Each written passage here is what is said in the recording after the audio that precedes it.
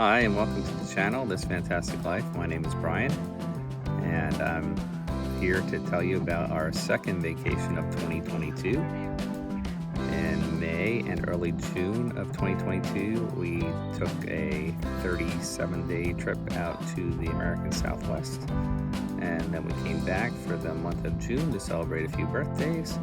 And here we are again, leaving on July 1st for another month-long adventure to upstate New York, New England, and Canada.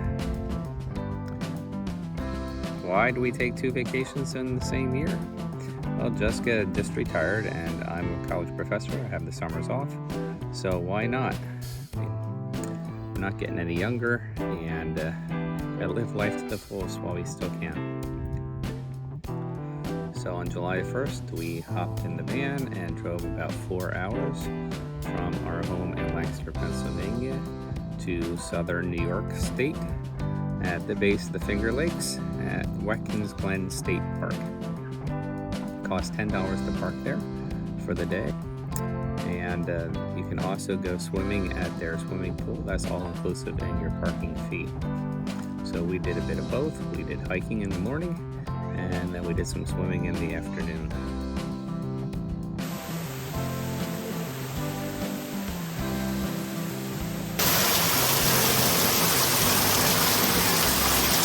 After visiting Watkins Glen, we then drove to the town of Burdett, New York on Seneca Lake. Seneca Lake is one of the 11 Finger Lakes that are over-deepened lakes that were carved by glaciers. And they run mostly north-south in the state of New York. Seneca Lake is the deepest at 618 feet. And we went into the Finger Lakes National Forest there and found ourselves a spot to boondock for the night at 42 degrees, 27.369, minus 76 degrees, 48.385 for our campsite. What we didn't know is that in the morning there was a trail run that actually went right through our campsite because our campsite was located near a parking lot for a trailhead. On our second day, July 2nd, it was a little overcast in the morning, so we drove back to Corning, New York and went to the Rockwell Museum. I was under the impression that the Rockwell Museum was actually paintings of Norman Rockwell, but I was incorrect. The Rockwell Museum is named after his patrons, the Rockwells, who collected a bunch of art and artifacts, also some Native American cultural artifacts. And their collection is housed in the Old City Hall in Corning, New York, a very beautiful building that has an image of a buffalo that's coming out of the wall on the outside of the building. Inside there are 3 floors to the museum. We started on the top floor and enjoyed the Western American art up there, and then their exhibits are on the lower floors there. After visiting the Rockwell Museum, we drove to Cayuga Lake in the town of Hammondsport, and we went swimming at Champlain Beach Park. Then we drove west to Carroll Park on the western side of Lake Canandaigua in the town of South Bristol, which had beautiful views overlooking the lake. And then we continued up the western side of Canandaigua Lake along routes 21 and route 12 to the town of Canandaigua itself, a beautiful town at the head of the lake on the northern edge of the lake, where we parallel parked right on the beach at Kershaw Park, free parking right on the lakefront, and enjoyed people sailing in the bay, swimming in a roped off area, and just went and got some ice cream there and hung out, had a good time. After dinner in Canandaigua at Simply Crepes, where our waitress's name was Rachel. Ironic because our daughter's name is also Rachel, and the crepe place that we have in Lancaster is called the Rachel's Crepes.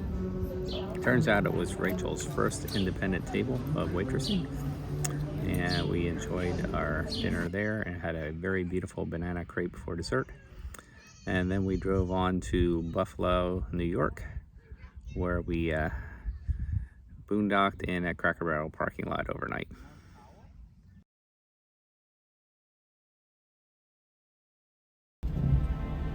On day 3, we get up from our Cracker Barrel parking lot and drove a little bit north to Niagara Falls, where we crossed over the Rainbow Bridge into Canada, going through customs without any problems. And then we parked in the Skyline Tower parking lot. We used this as our base of operations for the day, walking down along the waterfront overlooking the American and Canadian Falls.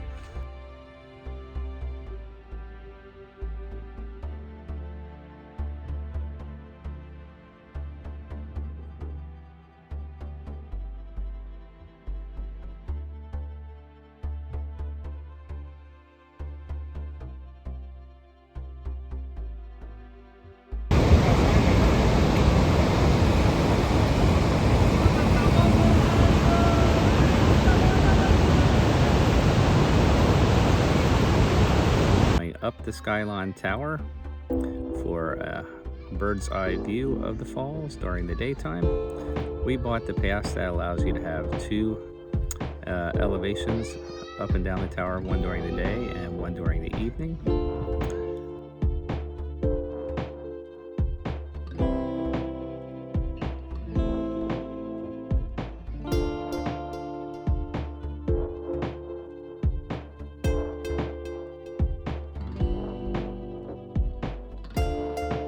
Then after that, we went down to the Canadian version of Made in the Mist called The Voyage to the Falls, and we donned our ponchos and went out in the boat in the churning waters beneath the Canadian Falls.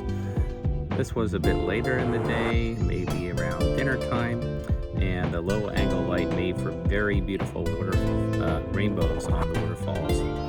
Rainbows that were larger than 180 degrees, almost were like 270 degrees. It was really, really amazing, beautiful, and interesting to hear all the people shouting and screaming as the mist got them all drenched, etc. I had my phone in a Cali case taking the video and photos so that it wouldn't get too wet during the cruise. After that, we went back to the van, and after dinner, we then took our evening ascent up Skyline Tower at around 8:45 p.m. Just as the sky was starting to turn orange, we saw a beautiful sunset from up there, and then we enjoyed the golden hour and blue hour before they illuminated the falls, all different sorts of colors as it got dark, and then at 10 p.m. they set off some fireworks over American Falls. And we just boondocked in our parking spot in Skyline Tower because we had paid for 2 days.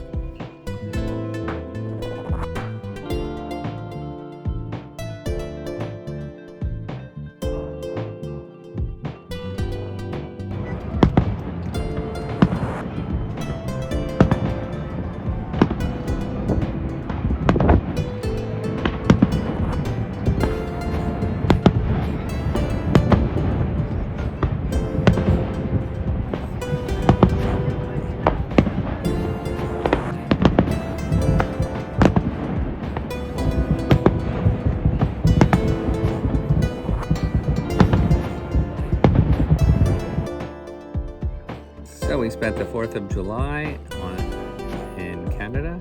We first drove from Niagara Falls to the town of Niagara-on-the-Lake, passing a large number of vineyards along the way. Niagara-on-the-Lake is a very quaint town on the edge of Lake Ontario, just north of Niagara Falls, and it has these beautiful quaint shops along Queen Street. It has a nice park called Simcoe Park. It has another park that overlooks Lake Ontario, and we got ourselves some of the local specials there called butter tarts. Went to an independent grocery store, and then we drove past some of the local famous vineyards, including the Two Sisters Vineyards, Peller Winery, and the Jackson Triggs Winery, which has a building that's shaped like a barn, a glass building shaped like a bank barn. It has a little ramp of elevation on one side, lots of flowers and trees around it. Very beautiful area.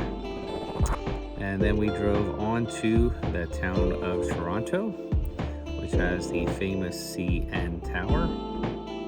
CN Tower had a lot of renovations, so we did not go up there. We parked downtown and got our bikes out, and then took the ferry over to the Toronto Islands. And here we landed at Center Island and drove around Center Island and Olympic Island for beautiful skyline views of Toronto.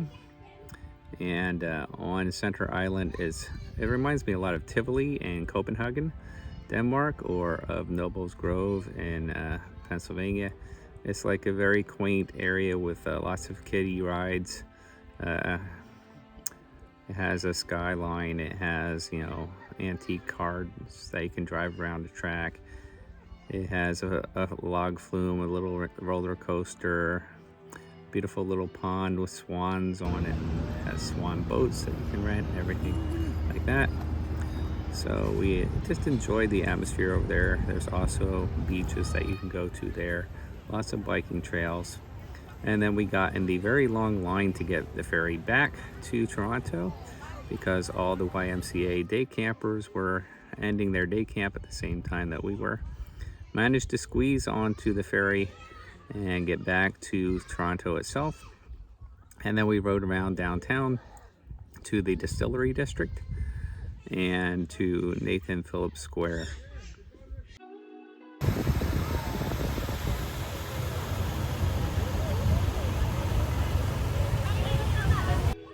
After camping overnight at the East Coburg Campground and getting our first shower since leaving home, on the 5th of July, we then drove to Rockport, Ontario, which is along the St. Lawrence River.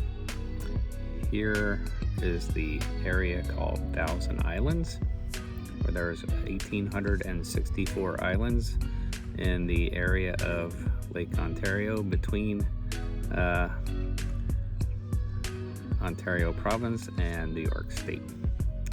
Here Jessica did her bike training on the Thousand Island Parkway, while I took a scenic guided cruise out of Rockport Cruises into the Thousand Islands on an overcast day.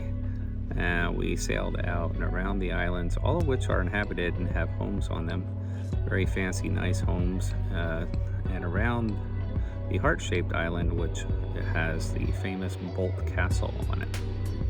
Bolt Castle was built in the early 1900s by a hotel magnate for his wife, and it's absolutely beautiful from the water. His wife died unexpectedly in 1904, and the castle was never finished. He never set foot on the island again. Kind of a romantic story there. Then we drove on, and we boondocked in a Walmart parking lot.